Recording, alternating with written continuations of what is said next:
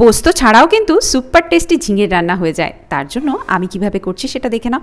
একটা বড় সাইজের পেঁয়াজ গরম তেলের মধ্যে দিয়ে দিলাম, হালকা একটু ভাজা হতে দিয়ে দিলাম 1 কেজি ঝিঙে আর আলু দুখানা কেটে রেখেছিলাম সেইগুলো। সামান্য একটু নাড়লাম, নাড়তে তো হবে না হলে একটু হালকা হালকা সবজির কাঁচা গন্ধ ছাড়ে। তার উপরে দিয়ে দিলাম 1 চামচ নুন আর একটু হলুদ, সাথে দিলাম সামান্য একটু লঙ্কা গুঁড়ো। বেশি লঙ্কা গুঁড়ো হলে কিন্তু ঝাল লেগে যাবে, আর এই লঙ্কাটা কাঁচা লঙ্কাটা আমি ফ্লেভারের জন্য দিই।